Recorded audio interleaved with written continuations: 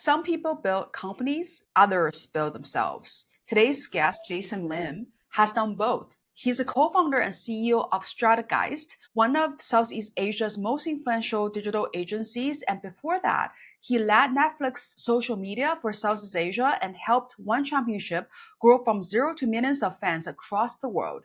But Jason's real story begins after the highlight reel. After a near death accident forced him to re examine everything. As he says in our conversation, you can only rebuild after you've told yourself the truth. This episode is about what happens when ambition collapses into awakening and how clarity, not control, is what truly builds an extraordinary life. This is the Asian Rebel Club podcast, a space for the ones who grew up chasing approval and are now learning how to be free. I am Crystal Ren, entrepreneur, creative, and recovering achievement addict. Each week, we dive into honest conversations with Asian rebels, rewriting what success, identity, and freedom really mean. If you're ready to live your story, not somebody else, welcome home. Hi, Jason. Welcome to the Asian Rebel Club. Hey, Crystal. Thanks so much for inviting me. Appreciate it. Yeah. Thank you so much for coming. I always know you as a person who's got so much interesting thoughts on entrepreneurship and also life in general. And I definitely think that you're an Asian rebel yourself. So how about you just give us a bit introduction of yourself? Sure. So my name is Jason, and I'm actually a media entrepreneur. I currently run a media agency as well as a couple of media platforms. But I'm also a very dedicated father of three. Yeah. And I'm a bit of an adrenaline junkie as well. I think that doing high adrenaline sports is something that I really crave and seek after as well. Yeah. Right. And then so maybe just tell us a bit about your upbringing, where you're from, and what kind of environment that you grew up in, Yeah. and how did that shape you as a person later on? It's interesting that we're talking about being a rebel in the Asian context. Yeah. I seldom think of myself as a rebellious person, but I like to think that if I wasn't ever in the system, then how can I be a rebel? So let me That's tell you a true. bit about how I was brought up, because I was brought up in a very different environment. And one of the interesting things about me, I'm not sure if I even shared this with you, is that I'm homeschooled. So I was homeschooled in the American system, but based in Singapore. Oh, Through how did that distance happen? learning. It was interesting system. My parents were actually introduced to it by American missionaries who were in Singapore, who were traveling around the world, homeschooling their kids along the way, right? And because we Right. were introduced to the system, and my parents being very staunch Christians, that they were bringing us up in a very Christian environment. And because the homeschool system came from a Christian school, it sounded like a really good idea for us as a family. And I grew up in a big family. There were six of us children, and we were all homeschooled together at home. So that was my early days, and it led me to be kind of, on the fringe of the system. Yeah, sure, Yeah. I was raised and born in Singapore, born and raised in Singapore my whole life. But because I was a bit more in that system, and then later on when the time came for me to move on to tertiary education and all that. Yeah. I mean, it was very common for those who went through the homeschooling system to go to universities and all that. But once I stepped into the university, I felt like this is not the place for me, right? So I Right. dropped out after one semester, and That's I've crazy. never gone back to school. Yeah. So maybe just educate me a little bit because I only heard about homeschool concept in the US. Because growing up in China, everybody went to school. So In Singapore as well, there was practically no one homeschooled during those days, right? right. Obviously, 30 years ago, right? So I think that even the Singapore government, the Ministry of Education, didn't know what to do with us, those of us who took this route of homeschooling back in those days. Right. So you actually had the option to be homeschooled. Yeah. So it wasn't an option to be homeschooled. Yeah. And there was no precedent for it, right? Yeah. Can we do this? Yeah. I mean, obviously, the safe answer would be no, right? You should be in the public school. Yeah. Over time, they started to accept the fact that there were homeschool systems that were done in very good, proper systems. It's just, Right. like you say, in the US, it was a common thing.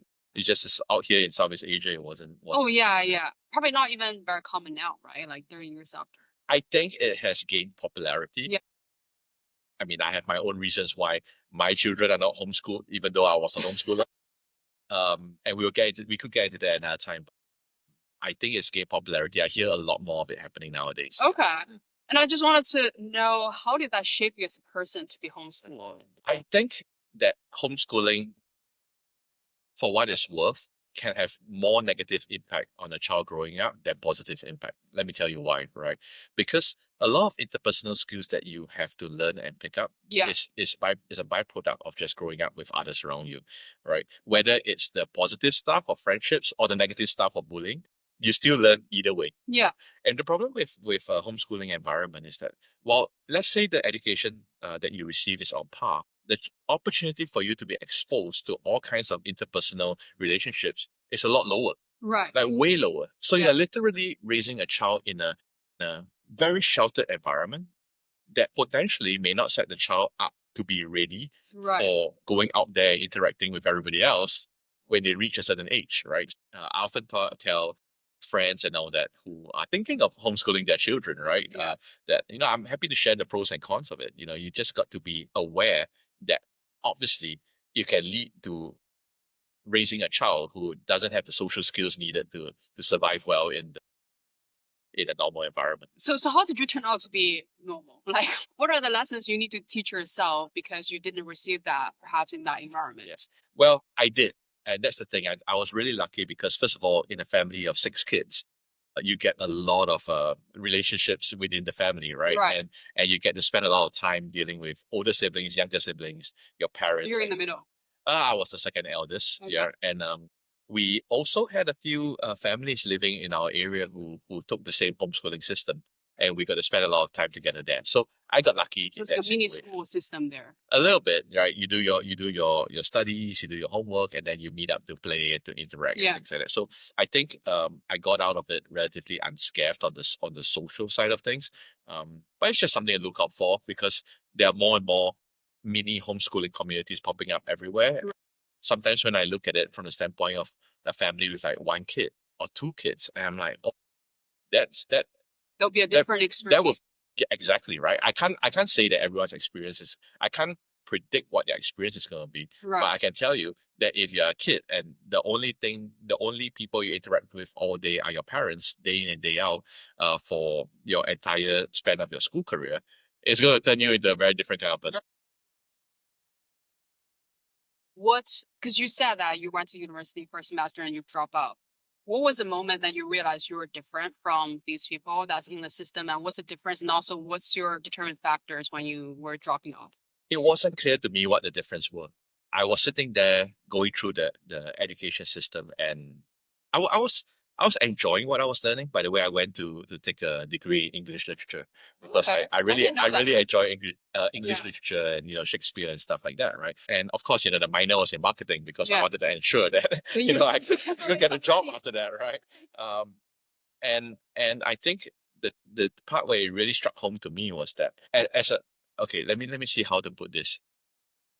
Let me say that there was nothing wrong with the education system that I was in university.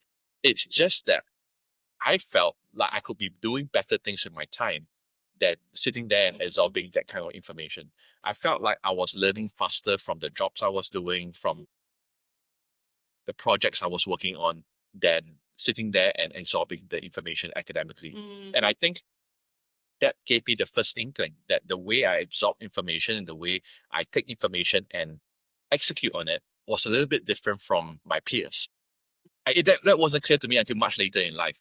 But I realized that was the early hint for me that the way I absorb information is not in an academic way. Well, during homeschooling, did you realize that too, or the way that you were taught were like kind of catered to you? That's why you didn't realize it. So it was the homeschooling system that made me a self-learner. And that's the main difference in the way I absorb information. The way I absorb information is a lot less when it's taught to me and a lot more when I learn it myself. And that part of it actually made structured learning in a university system very difficult for me. And I realized that it was a byproduct of learning a lot of things, like figuring out how to learn it on my own in the homeschooling system, because the lessons I was attending was all through video. Right, it's all through video, and in those days it was the video cassettes that we insert into a player and watch, and watching the videos like that, you don't have someone that you can just raise your hand and be like, "Can you explain that again? Or can you tell me that again?" No, You went to the library, you borrowed a book, and you read it to understand it, right? Yeah. And that became the basis of how I absorb information. If I don't know something, I would be ravenous in terms of how I go and seek out the information to find it. And today, because YouTube and the Google is at your fingertips, right? Yeah. That's just like I absorb information there so much faster than sitting through a course or going through any kind of structured learning. Yeah. So I'm not sure if you had those doubts when you were deciding to drop out, because first of all, if you get a university degree, especially in the Asian society, it's like nobody drop out from university, right? Like I think I've seen people maybe finishing within 3 years if they really don't want to do it, and they're just like, I'm just gonna like expedite it, right? But you drop out from it.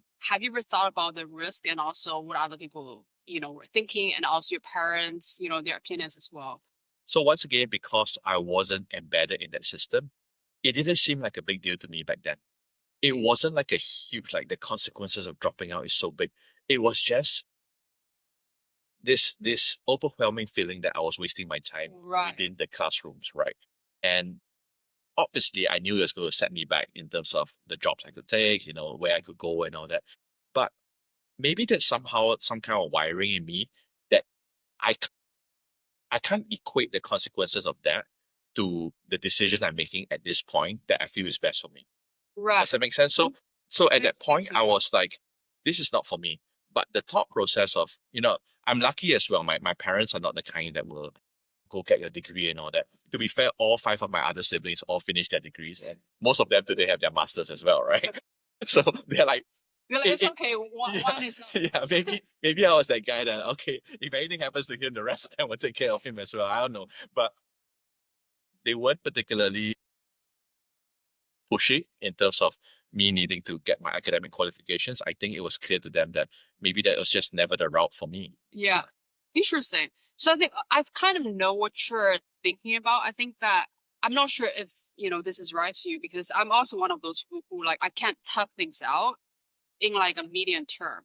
So if I went to university in China where it was really good in computer science, and I could see myself being, working for like Silicon Valley, like after I graduated, 'cause everybody kind of went that route.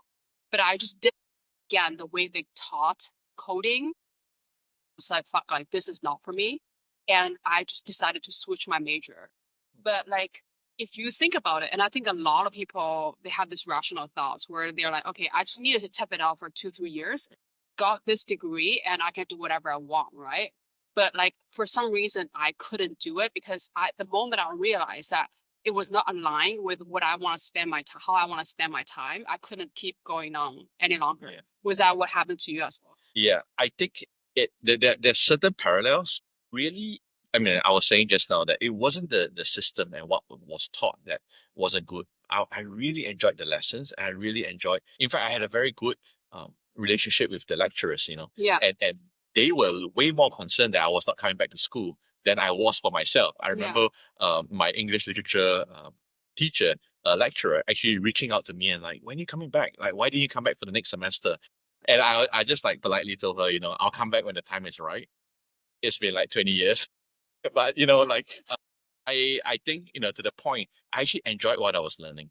It just wasn't contributing to the end goal at that point. Yeah. And the goal at that point was get the career experience, start learning how to make money, because I realized I was never taught that growing up. It was so hard for parents to teach kids these things, right? Well, maybe they didn't know either. Yeah, they didn't know either. We were in the days that education was as much as you read. Yeah. Right? Like, and so financial literacy was low, concepts around entrepreneurship. My parents were not entrepreneurs, right? So learning that was not possible, right? And school was not teaching that to me either. Yeah. So what made you realize that's the route that you want to go down, like the entrepreneurship? And I heard autonomy and also financial literacy, which is kind of financial freedom in the end, right? So what made you realize that that was your goal versus, say, for example, getting a stable job or like having a stable life or what all your parents are doing? It wasn't a very clear goal at that age. If anybody asked me what was my end goal or what I wanted to be or what I wanted to do, I would say I wanted to own my own business. Yeah. I had no idea what that meant in my early 20s. it sounded like a great thing, like to be able to own your own business and create something. The necessities of life dictated that I had to do a job for many years first before I could go down that route.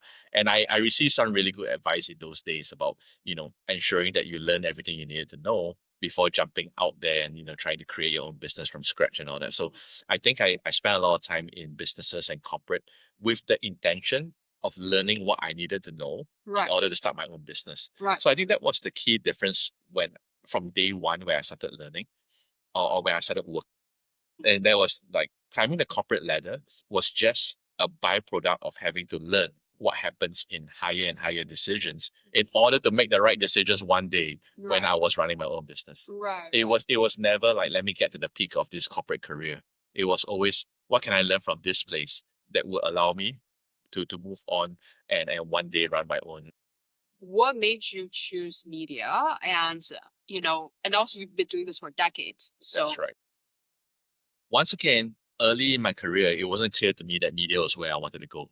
There was no basis for that. I just kind of fell into it from the first job that was available to me, where I was actually a Yellow Pages salesman.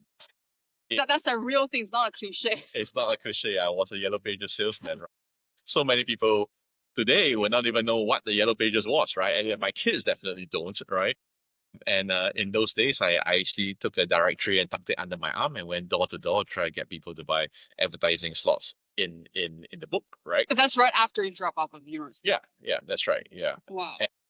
And at that time, I didn't realize I was in media. Like it wasn't clear to me that it was a job and the job was sales.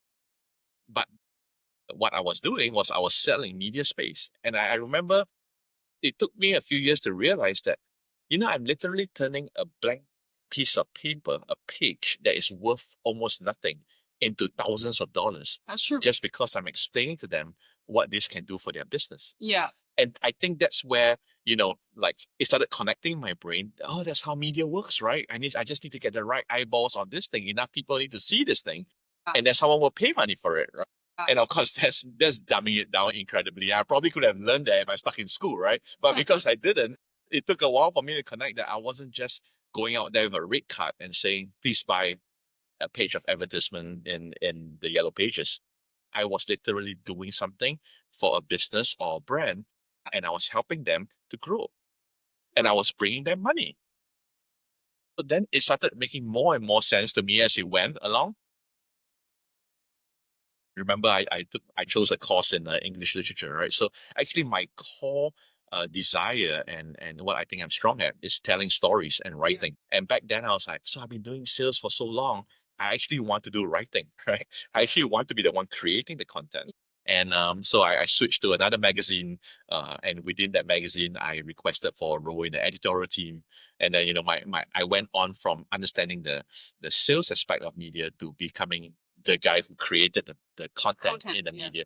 And I was so lucky because that was around the time where digital was coming around, social was coming around. And you realize that the entire world of media went from the major media having all the eyeballs and just selling it for random advertising spaces, TV, newspaper, that style, to becoming content focused, right? Making sure that the content tells the right story. Right. And then learning how to monetize it. Yeah. And then over time, as I learned more and more, and I saw the evolution, I became more and more passionate about it. Right. And I think this is, just a quick segue away from my own personal career.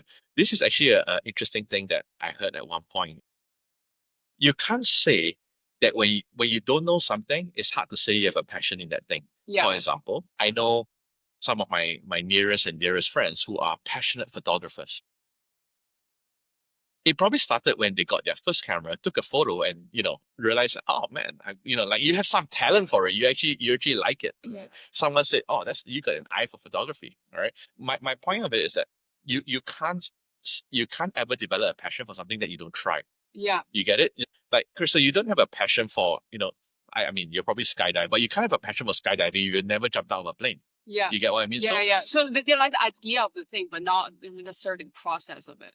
Yeah. Or more that you don't know what your passion is if you haven't tried it.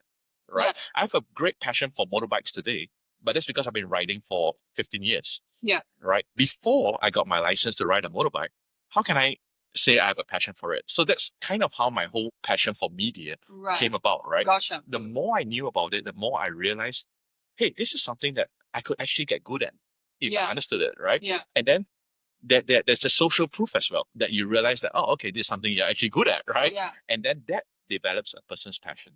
Right. So I've often realized that passion is something that is more developed over time than something that a light bulb that sparks in your head overnight. Right. You get what I mean? Yeah. Which is why it's very dangerous for young people to say, I'm just going to follow my passion in this, because your passion in this could be something that you like at that moment.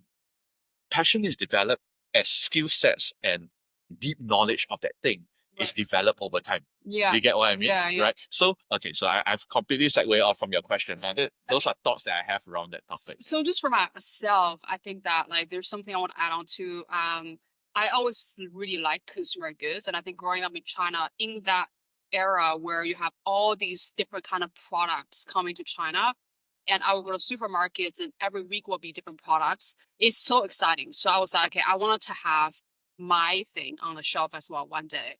So to me, that was like always something I wanted to do. And it's only after I started to create my own brand and have my products produced and in people's hands, I realized the thing I like the most about consumer goods is really the branding part and the idea part, the product development part, instead of, like the whole ecosystem of it, right? So I think that a lot of times you might have idea of like, you like certain things, you have an inkling about it, but it's only after you start to do it, you're like, this is where like I truly like. And I think that the like is also very nuanced too, because sometimes you might like the result. For example, something give you stability, something give you money, something give you status. But like if you strip away all these things, do you still like that bare bone of like this process, right? Yes. And that is something that I think people don't really have the mental muscle to like delineate until they needed to like later on, right? Or like they have such a self-awareness that they start to know themselves better.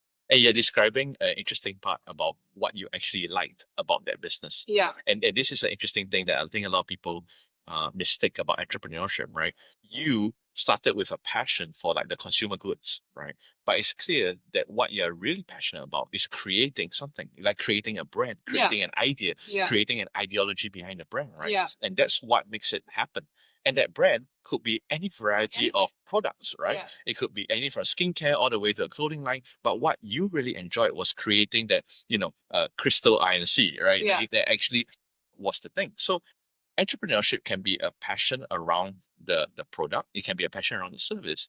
But I think the best passion you can have is around creating a whole idea or brand. Yeah. Because that can drive any product or service. Exactly. You know what I mean? Yeah. So I think that's where I got a little bit lucky, because my passion is also in that whole creative side of things. Yeah. Sorry, creative is not the right word, because when I say creative in the agency line, people think I like doing design or getting a creative campaign going. That's not what I mean. I mean like trying to create a business, you have to inherently be creative, because you're creating something out of nothing. The idea even of the company name, my company name, like Strat Guys, which is strategy in the zeitgeist, right? That's the concept that I had behind making that name, is that I wanted to create strategies for today. Right. Which inherently means that the strategies don't exist yet. I have to keep linking the dots everywhere I look to keep creating. The creativity is in the name. Yeah, thank you. But also it's the mindset that I wanted to bring to everyone, right? Yeah. And you realize over time that I realized over time that that's actually where my passion is. Yes, I like media. I love content creation and all that. But what I really love is connecting these dots in many different ways and turning it into a product or a service that brands or people are willing to pay money for. Right. That is a very, okay. So first of all, I think that there's a lot of depth to what you just said, right? Because it's a realization of this is what I like to do, in terms of the task of today versus like, this is what I think I'll be really good at, like creating something that might not even exist. Like that's a different layer of abstract thinking. And also I think that like, how do you then have like the faith in yourself and believe in yourself to make it happen? Because that part, okay, so let's just say there's different kind of entrepreneurs. There's people who are carpenter, there's people who are plumber. like they can have their plumbing ink, right? And then they can go fix other people's toilet. Like that is going to be much easier of a sell than something that you've just said, which is a lot more abstract, a lot more like you gotta sell this vision together with this product and services to other people. Yeah. So how did you start it to, first of all, like believe that you can pull it off and also convince other people this is what you know, like they need, and creating that demand in the market? The question you just raised is actually such an interesting discussion about the difference between an entrepreneur and a solopreneur. Yes, a carpenter and a plumber is a business owner in every sense of the word. Yeah. But I think it was very, I was lucky because this concept was very clear to me that there's a difference between building as an entrepreneur, which literally means building an enterprise, right, versus a solopreneur. And I realized that this part is very often mistaken. So if you are a solopreneur, you can be a great solopreneur. You can like everything revolves around your ability to deliver on your promise, right? And there are very good solopreneurs out there who are making a ton of money, right? Motivational speakers, people who run courses. The money, uh, uh, the money is is within their IP. Their IP is able to generate that money. And I think that's great, right? And I like that concept as well. I looked into it as well, right? And back then, at the age of 33, when I started my own business, I asked myself, do I want to be a solopreneur? I had a couple of good speaking gigs. I had consultancy gigs for social media, things that I know well, I could do on my own, right? And I remember thinking to myself, well, the answer is no, because I'm such a social creature that I can't, the thought of waking up and just working at home on my own to make enough money to do it is like, it's just not very appealing to me. I thought of in terms of building a team. Like I don't have visions of building some multinational company with 5,000 people. I thought it'd be nice to have 5 people working around me. Right? It'd be nice to have like 5 people that I trust and I want to work with, and I look forward to going out there and building something with them, right? That was kind of the mindset behind it. And I was like, well, let me give it a shot, because my backup plan is that I can still be a solopreneur. At any one point, I could shrink everything down to be just me being the consultant for digital marketing, social media, and stuff like that, right? But while I was youthful, energetic, and completely naive, I felt, let's go out there and let's build a team and let's make it work. And I'm so glad I did, because a large part of all my blessings and success I attribute to the fact that I have a team to make it happen. All my pain and stress I attribute to the fact that I have a team that's making it happen. Both sides of the coin, it's my team that is the one that drives me. It's my team that gets me up and like, what do we do next, right? Which part? Where do we conquer next? What do we do? And sometimes it's just, what's the grind today? Like, how do we get through the grind of today, this week? Work doesn't need to be exciting every day. A large part of it is making sure that you have the tenacity and the discipline to get through the grind every day. And when you are an entrepreneur, your job is to bring everybody through that grind together. Right? When I'm a solopreneur, I just need to motivate myself.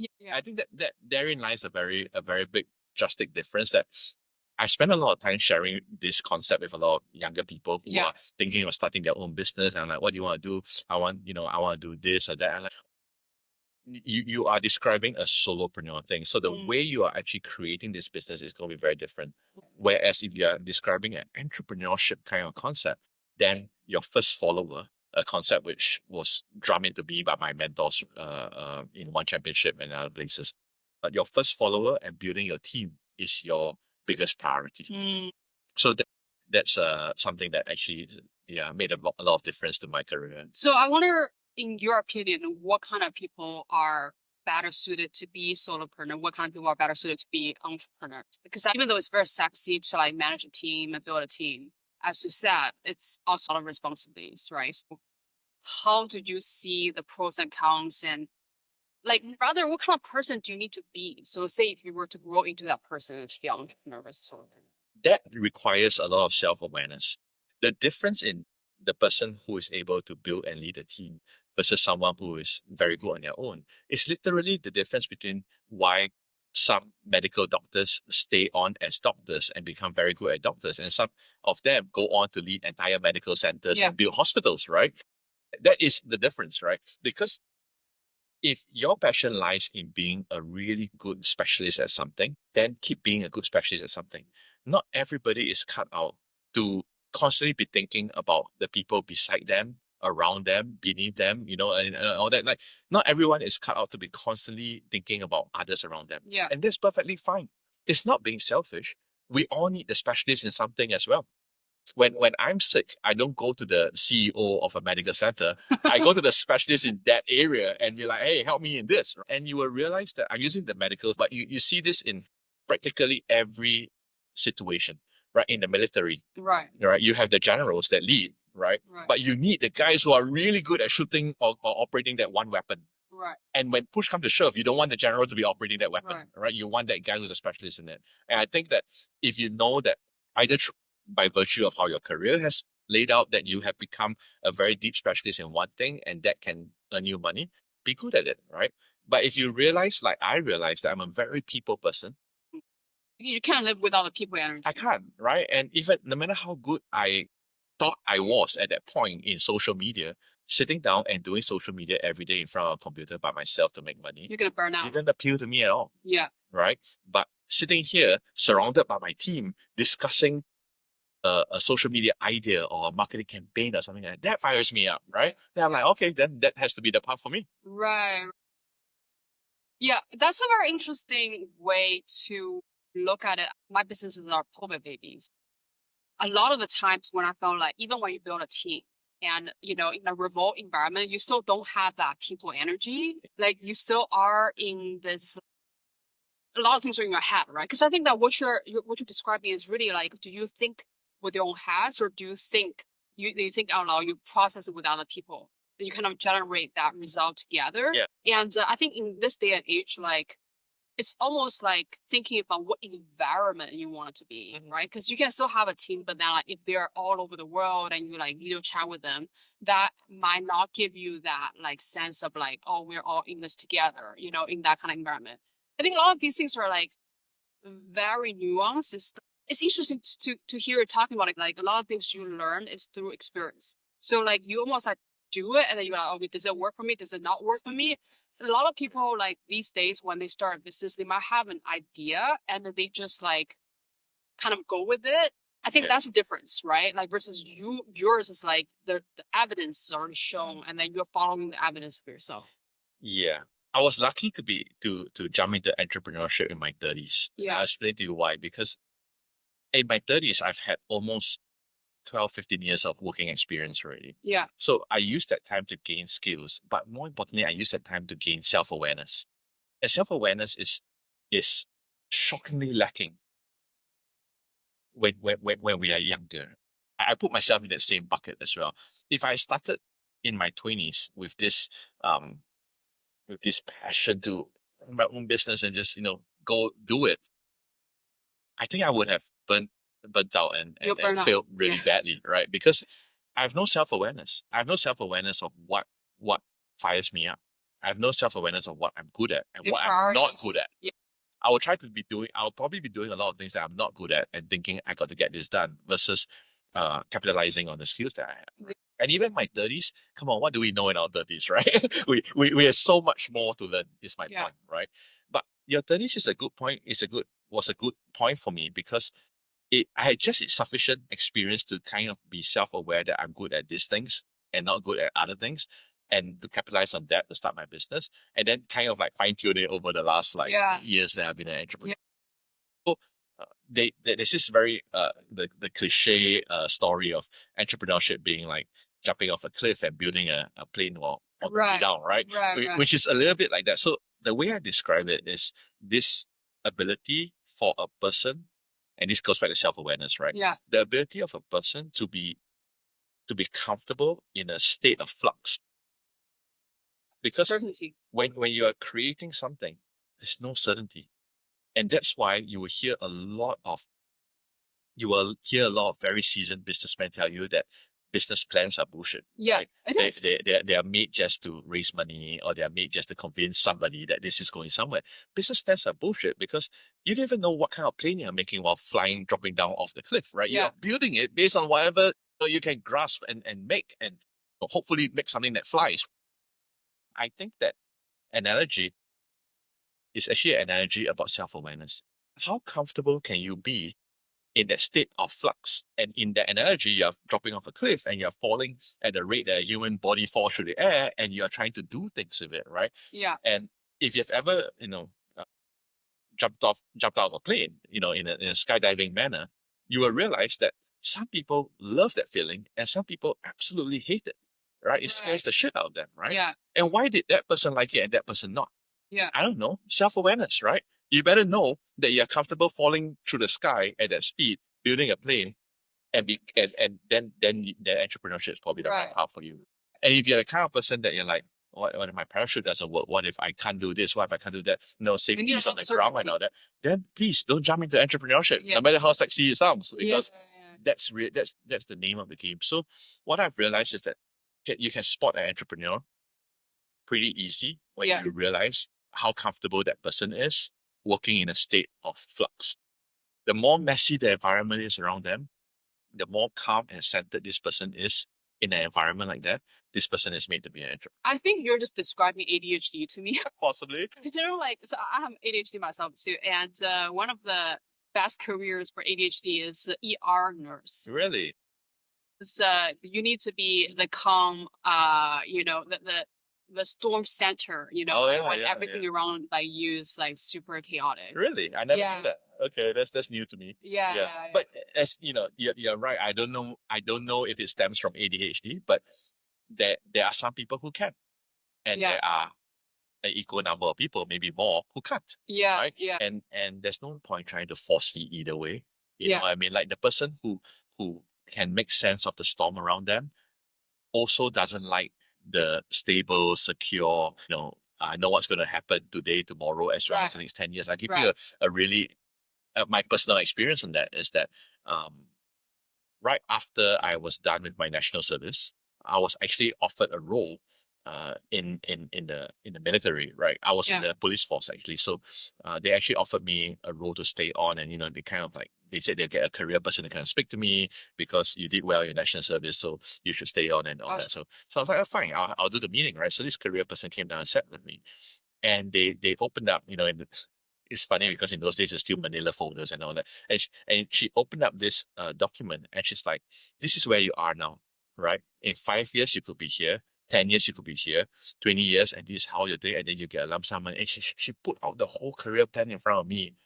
It's an insurance plan. It's like, here's an installment. Like, you just need to say yes now, and this will lay out in front of you. I don't know. I mean, she's obviously trained to sell it in that way, to share in that way. And I'll tell you, right at that moment, you're like, no. As a 20-year-old, that document scared the shit out of me. You know why? Because I looked at it, I was like, is that my life? Yeah. Like, you're showing me my life over the next 30 years. You're literally showing me what's going to happen here, here, here, and here, to the point I retire and get that pot of gold that you're talking about. Which at 20, telling you that you're going to get X number of dollars at the end of a 30-year career sounds like a lot.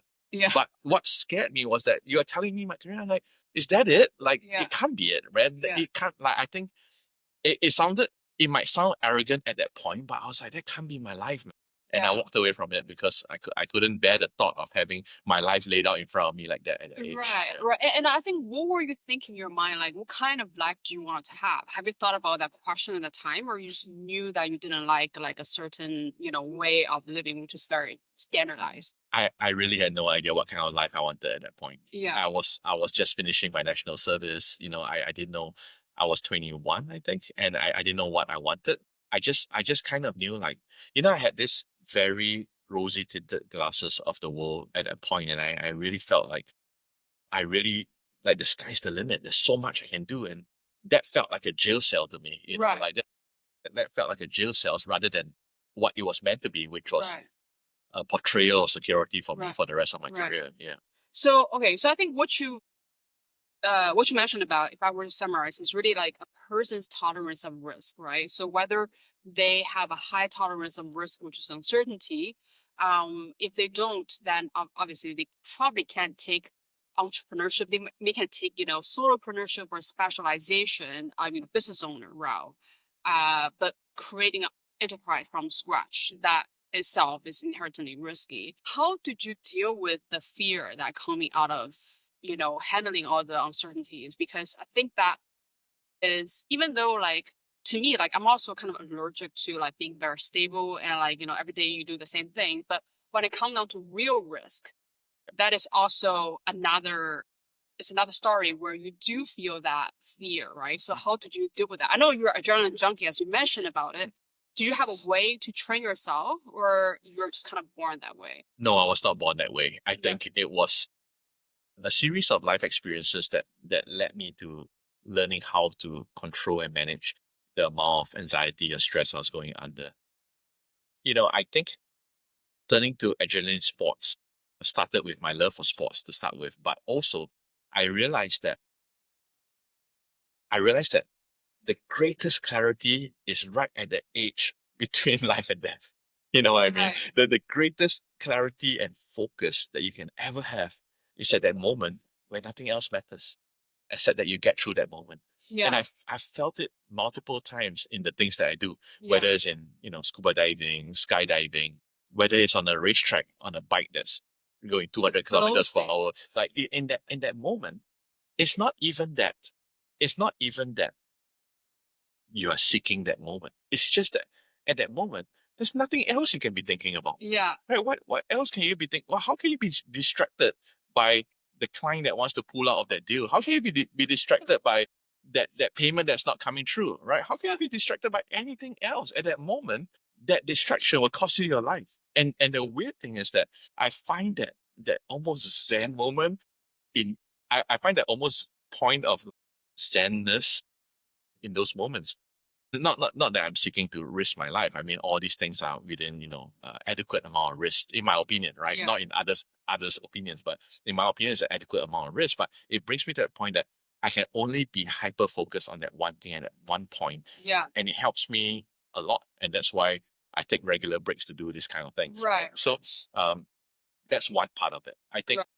But how does that help you in terms of handling risk and uncertainty in day-to-day life in business? So I used to wonder.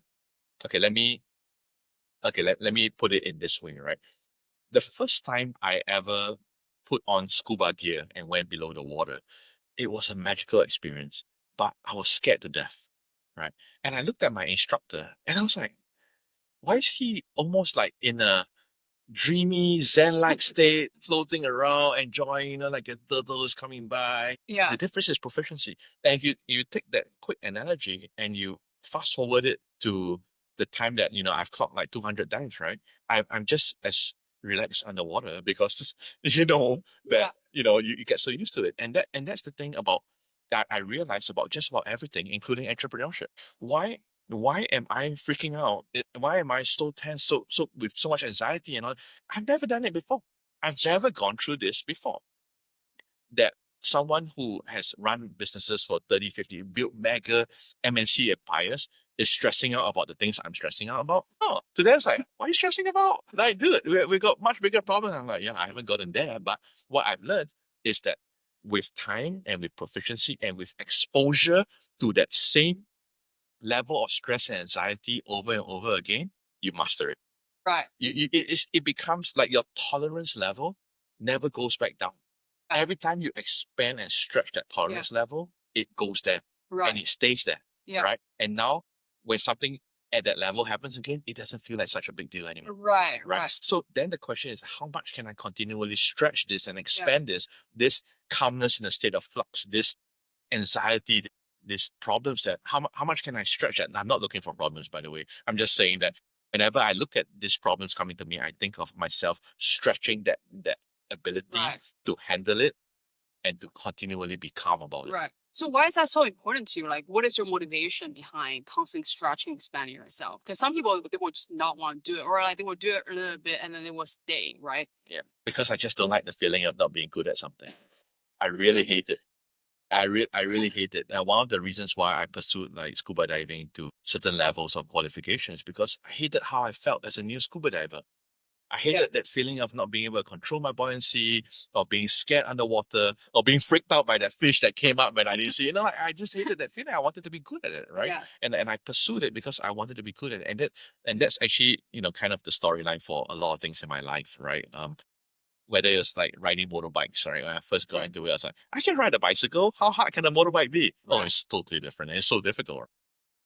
Over time, I was like, I need to learn skills. I need to get better at it. I need to get better because I hate the feeling of being an amateur at something. Right. And that's the same thing when it comes to running a business, learning to run a business well, an enterprise, running an organization.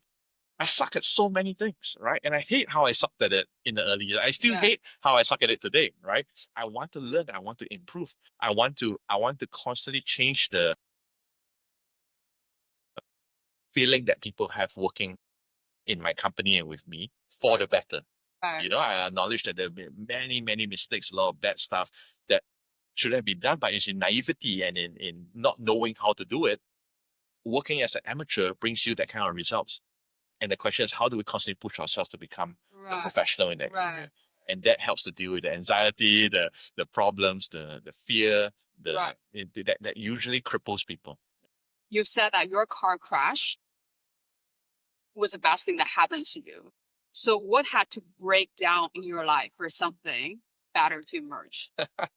Thanks for that question, because it's a lot of stories in one. But I think just to go back to what happened is I don't remember what age I was. I just remember that I was newly married. I had a young child.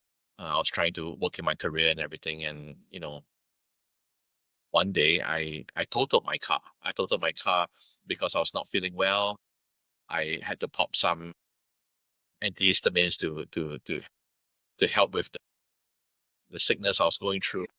You also own a lot of work stress, right? Work stress, yeah. You were like sleep deprived. Yeah, I was tired. I was sick. I was at that point a young parent. And there's just like a lot going on at that particular point in your life, right? I was in my mid-20s, I think. And I was on the way to an event on a weekend. I remember it was a Sunday. I was driving out, I hit the expressway, and I may have fallen asleep or dozed off. I'm not really sure. The next thing I know, I smashed into the back of a car, and I caused a pile up of cars, right? I know I caused it because I wasn't unconscious. I just remember that feeling of that airbag being deployed in my face, like boom. And for those of you who have never had the horrific pleasure of being embedded into an airbag, that airbag fires in this exactly the same smell as a gunfire. Because it's gunpowder that's igniting the airbag, right? And I remember at that moment that when I was like poof into the airbag, right, I was like I didn't like you don't know, like that moment was such a stuck memory in my mind that it struck me to consciousness, right? I'm like, oh my god, what have I done? What's happening here, right? And I tell that story only to say that up until that point, I think my life had been a very regular kind of like go out there, get a job, learn something. As I was telling you, all the concepts around let's get a job, let's make a living, let's learn what I need to do. Yeah. But I I don't. Yes, life was stressful. Obviously, I had a family to take care of as a young guy, earning my second or third job only and all that. But I've never had to experience a moment of such crippling anxiety as that point, right? Not at the accident. Here's the thing, right? Right after the accident, I jumped out, I took photos, I exchanged numbers. I didn't think anything about it. I just carried on in my life, right? I didn't understand. You were like numbed out at the time. I didn't know. Yeah, I didn't know. I just carried on. In fact, I went for the event. I carried on as per normal, right? Yeah, I carried on as per normal because I wasn't hurt, right? Yeah. My car was towed away. It was Yeah. totaled, but I wasn't hurt, right? And I remember it was about 3 weeks later where I woke up in the middle of the night with this feeling of like, I don't know, death, like just like tripping me. It was scary as shit, right? I was gasping for breath. I felt like I couldn't breathe. I needed to tear out of where I was. I just needed to get into the open. I was physically like I don't know what was happening to me, right? I was just experiencing the most crippling anxiety that I've ever had in my life, right? Of course, later on I went to a psychiatrist to talk about it and all that, and I was just going through PTSD, right? Yeah. But nothing prepares you for that, right? Yeah. You don't know your PTSD till you get hit by it the first time. It was such bad PTSD, man. And it was partially because I never took time to process the accident. I was just like, boom, shit, like, dude, like, carry on with life. We got no time for this, right? Tow the car away, like, let's get that shit done, let's carry on with life, right? And when you don't address the things like that happen to you, it comes back to get you. course, Oh, yeah. it really comes back to get you. Yeah. And I remember for the first time having to take a break and say, I got to deal with my mental health. And this was long before Yeah. the concept of mental health was trendy, okay? This was like, yeah, like I didn't even know what was going on with me.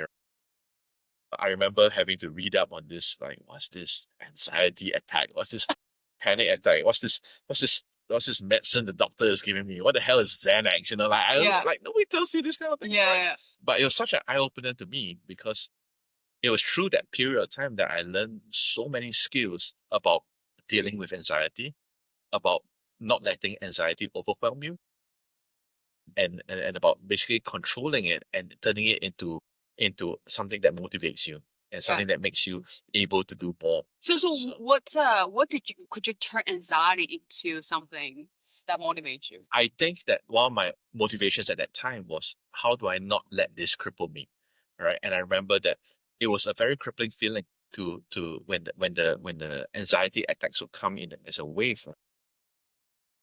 I didn't know when it was going to hit. It hit me once just before a plane was about to take off, and I felt this. You have total no control over it at all. I was going insane from fear. And the fear is irrational. I've taken flights I've taken flights so much at that point. I literally traveled for work.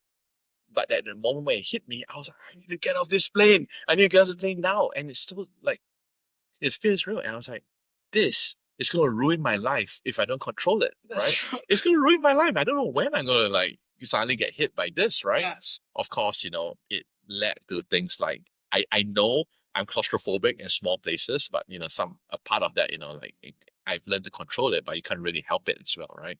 And I remember being very motivated to learn how to control and deal with it, because I told myself that if I let this cripple me, the rest of my life, I will be reliant on, you know, uh, you know, drugs. Maybe I'll be. Like medical help. I'll be reliant on a lot of things that I didn't want to be reliant on. Right. And I felt like the challenge of being able to control this and turn it into something that I can control. And now because I can control it, my confidence increases. There are things that I can do that will allow me to. I don't have to fear that moment that a wave of anxiety will come and make me basically like useless. Right. It makes you useless when it hits you. Yeah. Right. How do you think that helped your business or entrepreneurship journey? The ability to control anxiety and perhaps kind of self-mastery of emotions, right, in general. Uncertainty is Uncertainty has a direct correlation to the amount of fear that you feel. Yeah. Most people, because they fear what they can't see, it gets higher and higher. And in the world of entrepreneurship and running a business, there's a huge amount of uncertainty. Yeah. And obviously, that uncertainty, some people say, is the amount of risk you're willing to take. Some people say, I described it just now as the ability to operate in a world of flux, right? It's really just uncertainty, right? Uncertainty of which projects are coming in, uncertainty of when the client is going to pay you, uncertainty You of can't control any of those. this. And when things are out of your control, it leads to fear. And the interesting thing that I learned during that time is that fear is just a chemical reaction to what's happening around you. Mm. The chemical reaction is triggered by your perception of what is dangerous. And when you look at this uncertainty and you say that's dangerous, that's where the fear comes. And when that chemical reaction of fear is kicking in and you don't know how to control it, it leads to a lot of problems. You're gonna make the wrong decision. You're gonna blow up the wrong person. You're gonna get choose the wrong path. choose the wrong path. You're gonna make a lot of bad decisions. This training, due to the unfortunate car accident that I had, actually turned out to be such a blessing to me, because it taught me to control the irrational fears that hit based on uncertainty. Right. Yeah. And do you control the perception of it, or do you control how your reaction would turn out after you have initial knee-jerk reaction? A combination of a few things, right? Yeah. And I don't have any original content here. Is exactly what I was taught in terms of coping mechanisms and things like that. Those things all work. Like, you should try them all. Everything from box breathing to reprogramming what you're focused on to thinking of things to listening to music. Like, all those things work. And my advice to those who are experiencing something like that is do it. Like those things are not things that are for weak people. Those things are actually very useful tools when you learn to use it to control anxiety. Right. Of course, I've gone a little bit more extreme in my own personal pursuit of being able to control anxiety. I wouldn't say that I live without fear, right? I really believe that in this saying that courage is not the absence of fear, it's the mastery of fear, right? Someone who is courageous is not someone who doesn't experience fear. It's someone who is able to master that fear. And I've spent a lot of my life and my time and my efforts and the pursuits of the sports I do and all that in figuring out how do you create an environment where you learn to master fear. You're right. Yeah, and Right. that's really something that I think is helpful. Great. I'm wondering from your perspective, what do you think you gain from kind of expanding yourself and mastering, your own anxiety and fear and constantly grow and get good at something that you are not good at? And also on top of that, managing uncertainty, right? So what do you think that you gain in this process versus say if you were to take that job, after NS and then have that very stable life? So that's in the realm of the hypothetical now. If Yeah. I had taken the stable kind of like Or even job. you just stay in the companies, right, instead of your own Yeah. business. I don't know how to compare what I might have been versus what I am today. I'm grateful for where I am and what I'm trying to pursue. All these things that I've been sharing with you, I think it's just, all the little stepping stones that built my path this way. And I think I'm more inclined, I spend more time thinking about where this path is going than where it might have gone. You know what I mean? I almost spend no time thinking about what my life could have been. Mm.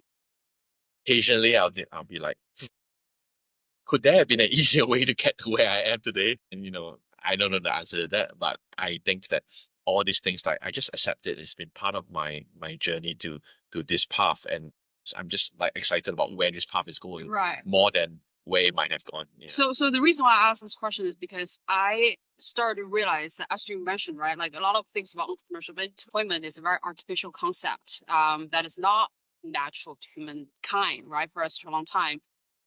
Is that like once you kind of are on your own, you do start become more awake, right? So you're more aware of yourself. You're more aware of like just like the autopilot mode that you have in your mind. And then when you kind of go through this way, you start to realize that like the autopilot behavior you've had before, and also you spot that in other people. And then it's like the delta of that life is essentially like that delta you created is the life that you have for yourself, right? So like that's kind of how I see it. And I think that, to be honest, like that's kind of the price you need to pay for to being a rebel, is that like you constantly need to face uncertainty and backlash and from other people they don't understand and stuff like that. But what you gain is so much more. Like what you gain is your own character, and then the life that you have built that is honest to yourself, right? And I think that's such a abstract concept, but like when you have lived it, and you're curious to see your perspective. To me, it's just something that it's really hard to give away. That's 100% yours. Nobody can take it away from you. Up to it, it's very it's very noble to try and think like, I want this life for myself, and then I create all these things to get to it, versus what I am. Let's see where this path takes me. Yeah. And I think that the delta you're talking about is actually the sum total of what we have experienced till today, Yeah. of who we are, right?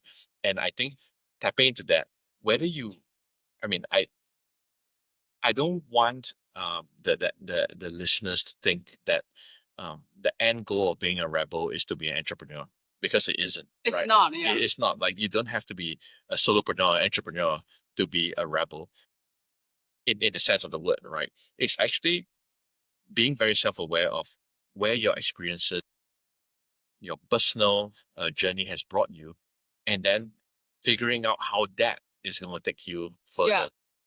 You and I are both, we have a fair amount of experience, but at the same time, we're young in this journey. I have a good, like, maybe 20 years more of More than 20 years. where Yeah, I hope, of where I can bring all these different enterprises, all these different companies and all that. And I'm excited about that. Yeah.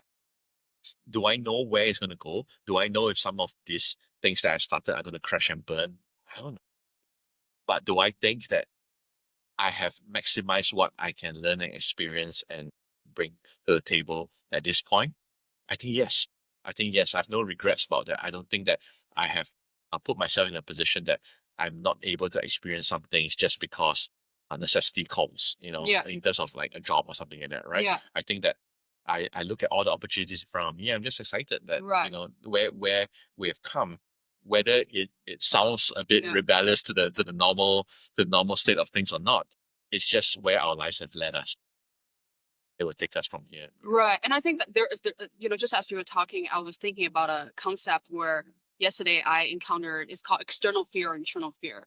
Hmm. So external fear is about like how other people is going to see me, whether I'm going to have stability, whether I'm going to have status or respect, etc. Or like, my parents and, what's their concern will be.